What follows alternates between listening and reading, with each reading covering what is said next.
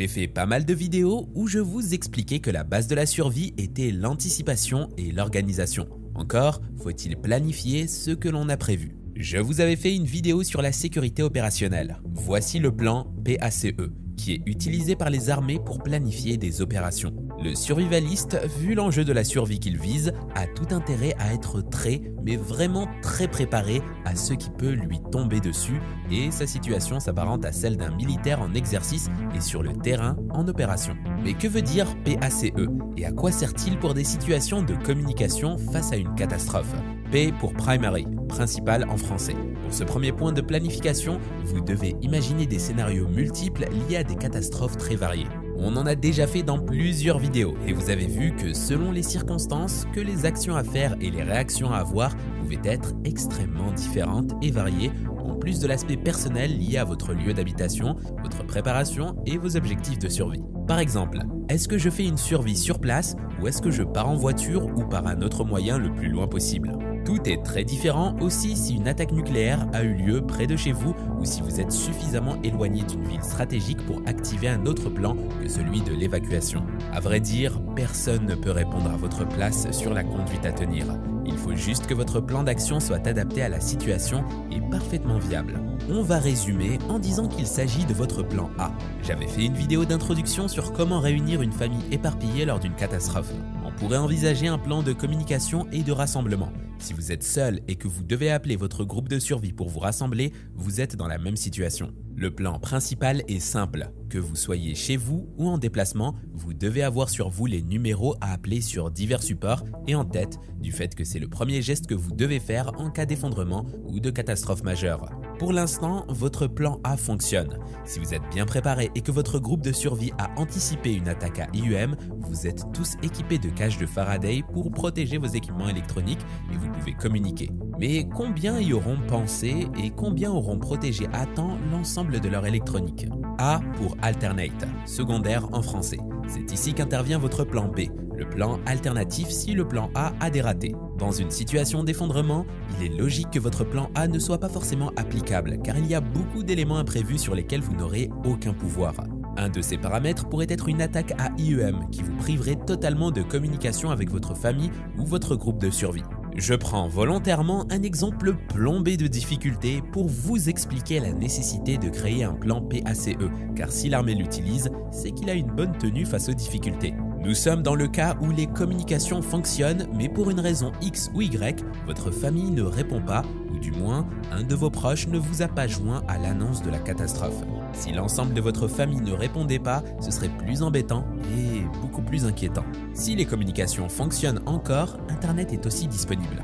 Le plan B consiste à essayer de se connecter sur un réseau social où la personne est disponible et à lui lancer un appel par ce biais. Le plan B est plus scabreux que le plan A car dans le plan A, le chemin de la communication est direct. Vous passez du point A au point B directement. Dans ce plan alternatif, vous prenez des chemins détournés et plus compliqués pour entrer en contact. Il faut en effet que votre membre égaré soit à ce moment-là sur Internet et que vous ayez répété cette possibilité dans vos entraînements de communication. Votre proche sait parfaitement ce qu'il doit faire s'il n'arrive pas à vous joindre.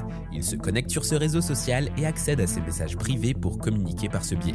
Le plan secondaire peut parfaitement avoir lieu si une catastrophe frappe votre ville, car si tout le monde appelle en même temps pour communiquer avec sa famille, il peut y avoir un encombrement des communications et une impossibilité de le faire. Internet peut aussi saturer et vous mener au plan C. Le plan secondaire peut aussi capoter d'entrée si l'attaque est à IEM car il n'y aura plus de téléphone ni d'internet opérationnel. Vous seriez isolé du reste du monde. C'est exactement la volonté des impulsions électromagnétiques.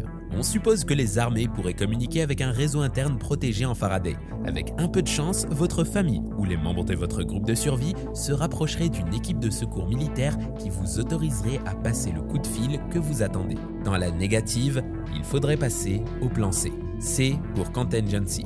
On peut le traduire par éventuellement en français.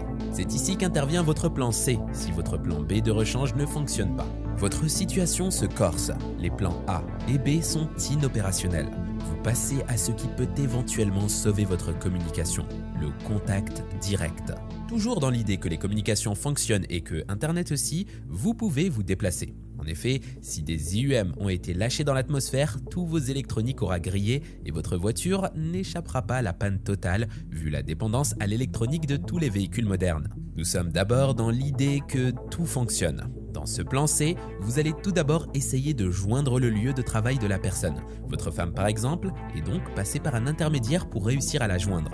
Dans la négative, vous prenez votre véhicule pour aller à sa rencontre. Au pire de ce scénario, vous allez à pied vers le lieu où elle est supposée se trouver, mais sachant qu'à pied, toute personne est vulnérable. Vous partez évidemment avec le kit permanent de voiture et votre sac d'évacuation, ainsi que celui de votre épouse si elle est partie sans. Dans votre plan initial, vous devez vous retrouver sans vous croiser et ne pas vous voir. Toute la procédure doit être assez précise pour vous retrouver étant donné que vous ne pouvez pas communiquer. Le plan C est à mon avis le plus risqué, car dans le cas d'un conflit armé, il y a forcément d'autres frappes attendues et un risque énorme à se retrouver hors de votre base de repli pour secourir quelqu'un d'autre. Donnez-vous des indications très précises de rassemblement et ne vous éloignez pas d'un pouce du plan préétabli.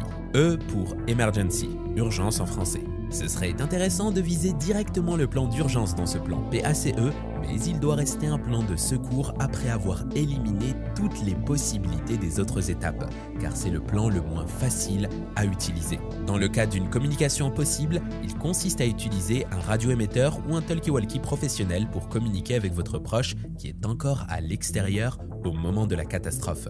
Il faut donc que dans le plan de communication de base, vous ayez tous une radioémetteur dans votre sac à tout moment et pour toutes les sorties. Il faut aussi que vous ayez prévu un horaire et une fréquence de contact pour communiquer. Dans un contexte sans IEM, c'est le plan d'urgence qui tiendra la route. Dans le cas de communication impossible, le plan C, le précédent, va devenir votre plan d'urgence. La seule flexibilité que vous aurez alors sera de renoncer à une sortie et donc rester sur une attente que les membres de la famille rentrent par eux-mêmes. Cette dernière défaillance peut devenir la défaillance fatale. C'est pour ça que la mise en place d'un plan PACE doit se faire en essayant de gommer toutes les défaillances des membres de groupe. Il doit être flexible et pensé à la base avec tous les grains de sable possibles qui pourraient se mettre dans le rouage de votre plan. Il doit aussi être éprouvé et validé par tous vos proches ou amis survivalistes. Il doit être rassurant pour tout le monde. Vous pouvez, dans ce plan basé sur la communication, protéger vos radioémetteurs dans des cages de Faraday quand vous êtes à l'extérieur, ce qui permet de communiquer même en cas d'IEM.